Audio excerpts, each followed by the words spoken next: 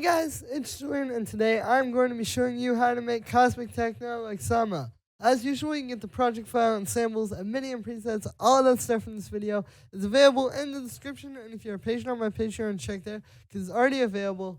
And yeah, let's dive in. So, first sound that we have going on here is the lead, which sounds like this.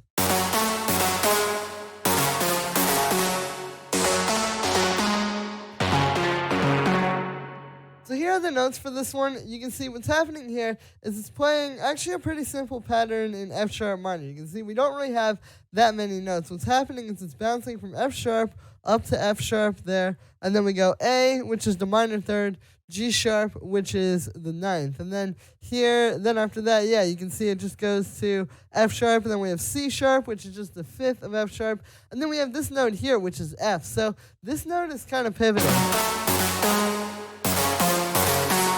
because it's actually kind of out of key with this key. Like in F sharp minor, you wouldn't typically play an F. However, I've heard Sama do this in a few tracks, and it sounds really cool. I think this is a good technique, not just like for his style, but for making these kind of melodies in general. You know, again, with these kinds of things, it's the type of melody where you only want like 3 or 4 or 5 notes. Like that's all we have here is, I'm pretty sure, like 5 notes. So you can kind of play around. Like the scale isn't so defined with something like this versus like, yeah, okay, if I play,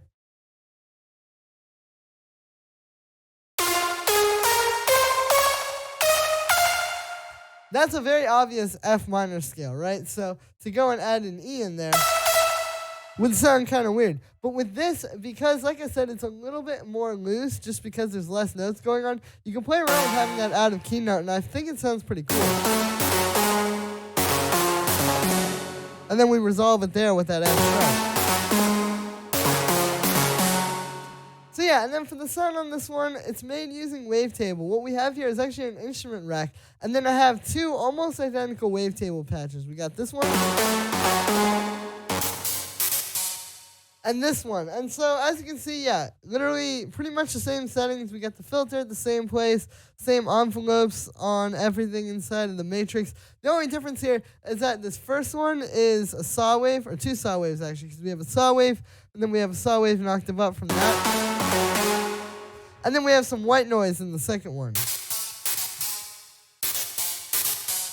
So honestly, the main reason I did this is just because wavetable only has 2 oscillators, and to get like a really full sound, I wanted to use 2 saw waves an octave apart from each other because it's going to make it sound really big, but then I also wanted the noise, so I just duplicated the patch.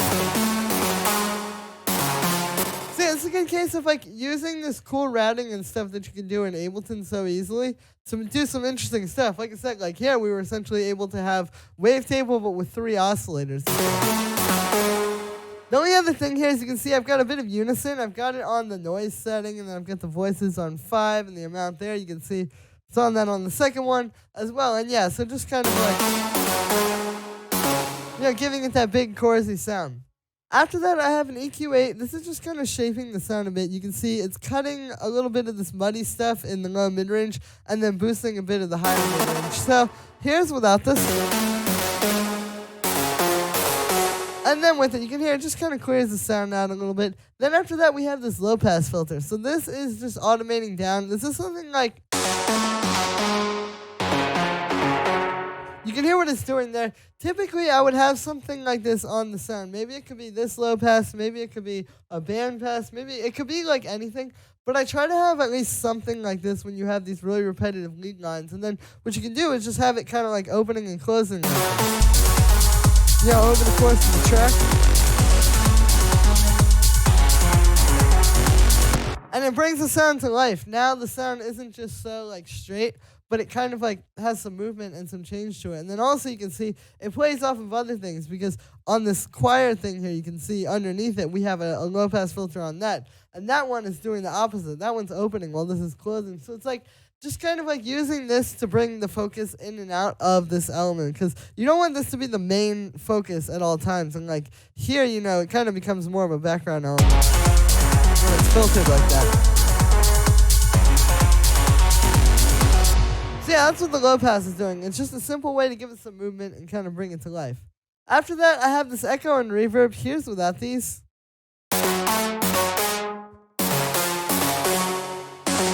and then with them. So you can hear both of them are pretty quick. They're just giving it like that kind of cold, very nice like space to the sound. You can see I've got the echo on this very fast time, got the reverb set like this. I turned off the hi-hat. And yeah, just giving the sound a bit of space. After that, we have this overdrive and the saturator. These are fattening the sound up. So here's without these. You can hear it kind of sounds like a very dry saw wave. But then when we add this overdrive, that adds the first little bit of fattening. It also brings out the reverb a bit and the echo. And then the saturator really gives it that fullness. And like that body in the sound.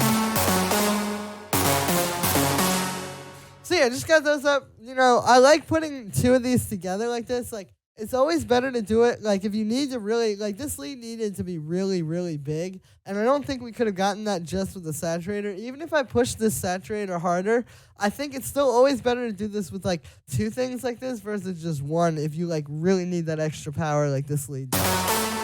Then after that, the last thing on there is just a high-pass filter. I'm choosing an EQ8 to cut out the low end. And that is it for the lead. After that, we have this choir, which sounds like this.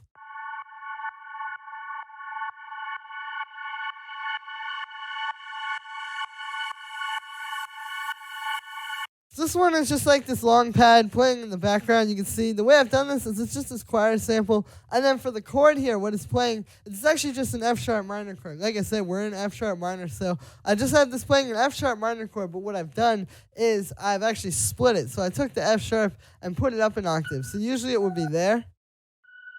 But then we changed the voicing, so it's actually starting with the A, and we're getting like this A major type of thing because we got A and C sharp. But then you have the F sharp in there up top, so it's still giving it that kind of darkness. It's just a little bit more of an interesting way to voice the chord because now it's kind of like, you know, a little bit more depth to it, and it's a little bit more exciting this way. So for the sound on this one, like I said, it's this choir sample. What I've done is I've put it into a simpler here, and then I've got the loop on, and I've got the start and the length turned up and down, and then you can see I've got the fade on. So the fade is a really good way to make this like an endless loop, because if you don't do this, we turn up the start and the length. You have to have those up to get it to work. It's not going to be a perfect loop. We're going to have like this thing at the end. And if you just drag this over, you can see you don't get the fade. So what we got to do is just turn the start and the length like that. And now we can use the fade. And yeah, so that's how I get that like endless loop with a sample like that. Then after that, I've got the low pass filter. Same deal as the one on the lead, just kind of doing opposite movements, where this one is just starting low and then it opens up and kind of brings us more to the foreground of the track.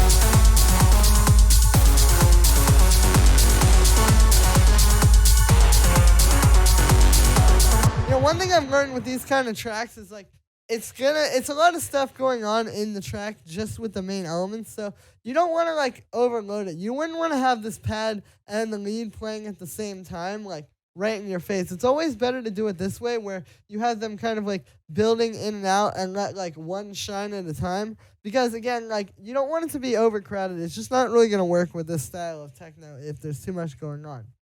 After the low pass, I have a bit of chorus to spread the sound out a little bit. Then we have this auto pan, which is giving it this sort of like kind of like fake sidechain thing. You can see I've just got it on quarter notes, and then we have it on an inverted saw wave, and I have the phase on 0. So yeah, just kind of like making it sound like it's sidechain, because we can't really sidechain anything to a rumble kick like this. And then the last thing we have on there is just a high pass filter, and that is it for the choir. The next sound here is a stab, which sounds like this. So this is pretty simple. Again, going with what I was saying about like not having too much stuff happening at once, this just plays at the end of the lead pattern. And it's just playing like this held out F sharp note. You can see it hits on the 16th note right before the 4. And yeah, for the sound on this one, it's made using analog. What we have is 2 saw waves. You can see I actually have those 2 octaves apart, because I have the first one at -1, the second one at +1. And yeah, and then I've got the amp envelope set like that to make it kind of more of like a stab, you know? Like, you wouldn't want this to be like a long held out like that. You want it to be more of like that it is. And yeah, then after that, we have a bit of unison to make the sound a bit bigger and more like chorusy. Here's without it. And then with it. You can hear it gives it that more like brassy sort of texture to it. Then after that, we have a bit of reverb to just give the sound some space. You can hear that. It's pretty long since the sound doesn't really like... There's a lot of space between when the sound plays. So there's a lot of room to have a longer reverb. You know, if this was more busy, like the lead, you wouldn't want as long of a reverb. But yeah, then after that, we have a bit of drum bus just to make the sound a bit bigger and a bit more full. And this also helps to bring out the reverb. Here's without this. And then with it. So you can hear a big difference. Then the last thing we have on there is just a high-pass filter. And that is it for the stab. The next sound here is the kick, which sounds like this.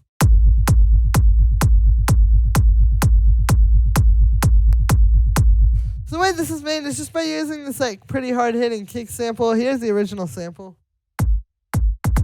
You can hear it's just like a super punchy techno kick that I made. And then I've got this going through a bit of saturation right off the bat. Then we have the rumble. So what I'm doing here is I have an audio effect rack. You can see we have two chains. We have a punch chain, which is just, as you would imagine, the punch and the kick. And then we have a rumble chain, which is where we have the actual rumble happening. So what's going on here is then with the audio effect rack, we're able to blend these together and kind of have them under one roof. It's a little bit of an easier way to process these. I found with rumble kicks, like, people make them a lot of different types of ways. Like, sometimes they'll do it as two separate tracks. Sometimes they'll do it as, like, a return track. To me, this is the easiest way, where you just have them in this audio effect rack, and you can kind of just work very easily, because you can hear everything at once. But yeah, so on the rumble, what we have here is, I'll turn off all this processing, save for the delay. The first thing we have here is the delay. So this is what gives us, like, something like that, you know, sort of like the tone. Then after that, we put it through this amp, which you can hear. Obviously, makes it a bit crazy, but what's happening here is you can hear it's a lot more like rumbly, and it brings out that low end now in the signal. And then we take this low pass here and filter it. And there we go, we get just the rumble. And then I just have that side chain to the dry kick. And then I have an EQ8 here, which is cutting the rumble only at 100 hertz, because typically 100 hertz is where like the punch and the kick is happening. So if you cut this on the rumble, it makes a little bit more room for the punch. And then I also boosted the low end. And yeah, and then I'll show you what this sounds like. So I have some processing after this. Here's without the processing.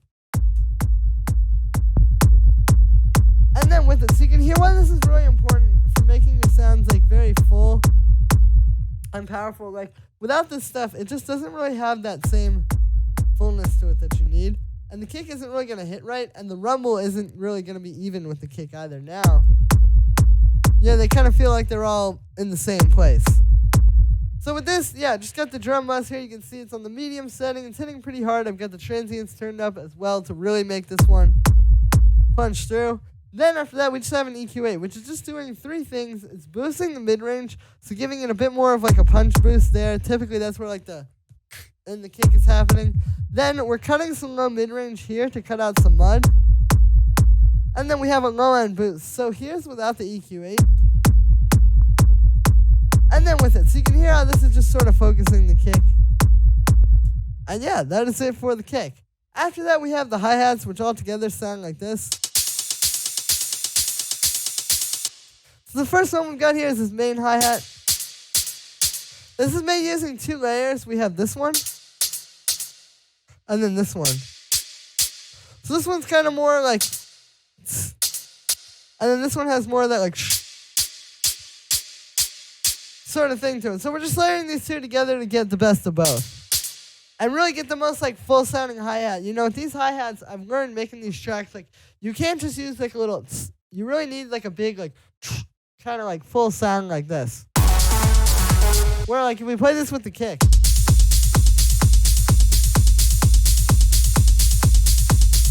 you can hear like it's hitting in a way, even though obviously it's not in the line, it's kind of like even with how hard the kick is hitting. So yeah, just got those two in an instrument rack, and then I have a high pass filter. And that's pretty much it for that main hi-hat. Like I said, the main thing there is just the layering. And not just layering two sounds together, but like I did here, choosing two sounds that really complement each other and add something to each other, as opposed to just layering sounds together to make it louder. After that, we have this hi-hat, which sounds like this. So it's just your standard sort of 16th note hi-hat underneath that. You can hear with the sample selection here, I went with like a darker sound, so that it's not like blending in with the other hi-hat. You can very clearly hear the space between those two. Then after that, the last one that we have inside this group is just this ride. So I'm just playing on the upbeats. I've got it high pass a little bit, and then I have an EQ8 here, which I'll turn this off. Here without it, it's a little bit cleaner. Again, without it. And with it, excuse me, it's a little bit cleaner with it. What this is doing is it's cutting out these like kind of harsh frequencies. Like there's this one, there's that. Like just it was kind of playing in the ride, and I just cut that out. So yeah, when you have rides like this, it's important to do that. Like look for those sort of like whistly frequencies like that. And then cut them because it's going to make the overall ride a lot cleaner. And it's going to fit into your mix a lot better. You're not going to have like a bunch of noise just playing in the background. So then I have all the hi-hats in a group together. Here is without the group processing.